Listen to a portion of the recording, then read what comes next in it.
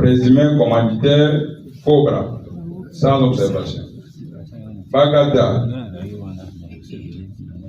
groupement Kissia, les villages Bukusu, Nganzi, Mayala et moi, chef autoprogrammé, Baringa et américain.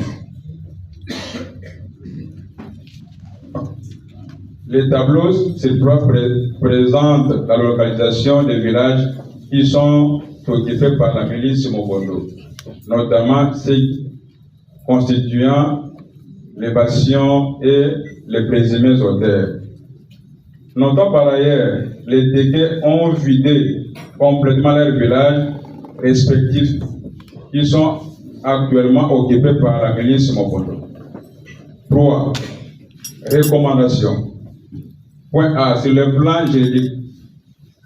Première tirée, la mise en place d'une commission ad hoc d'enquête pour l'identification des coupables et établir les responsabilités.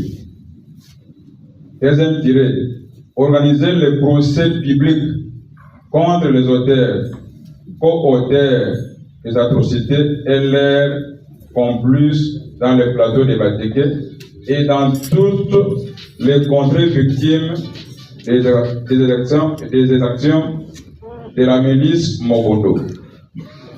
Autre tiré, évincer les chefs autoprogrammés et usurpateurs ayant été imposés par la milice Mobondo dans les villages Téké. Assurer le retour des chefs coutumiers dans leurs entités respectives ainsi que leurs populations. B. Sur le plan politique et sécuritaire, veiller à ce que la médiation entre les deux protagonistes, Téké et Yaka Mobondo, ne soit menée que par un membre du gouvernement, vice-primature en charge de l'intérieur, sécurité et affaires coutumières, ou le ministère de la Justice et de garde des Sceaux. Et ce dernier ne peut être ressortissant de l'une des tribus susmentionnées et encore moins apparenté. Mise en place d'un cadre de concertation permanent pour évaluer les avancées des recommandations de la commission ad hoc. Désarmer la milice Mobondo. En cas de persistance, l'État devra user de son pouvoir régalien pour imposer la paix. Créer des sites de récupération des armes et interdire le port de ces dernières par les civils jusqu'à nouvel ordre. Le point C, sur le plan socio-administratif. Rétablir l'autorité de l'État par la réhabilitation des services étatiques, notamment les bureaux administratifs, la police, les services d'intelligence, etc. Rétablir administrativement les chefs coutumiers dans leur village. Assurer la prise en charge plutôt, et indemniser les sinistrés, déplacés, victimes des atrocités perpétrées par la milice Mobondo.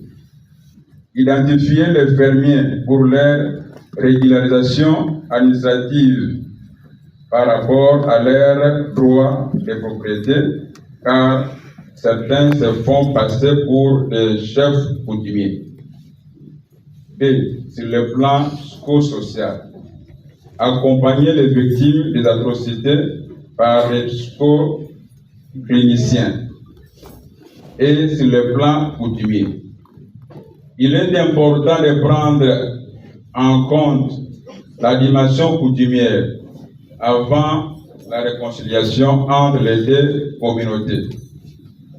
Prélude de l'éradication de la milice Mobondo. Et cela passe impérativement par la réalisation de certaines cérémonies coutumières ancestrales.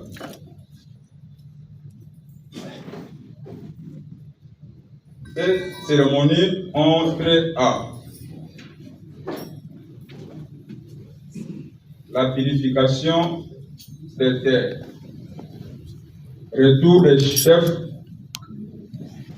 dans leur village, enterrement et réenterrement des chefs coutumiers décédés, dont certains décapités par la milice Mokondo. Conclusion.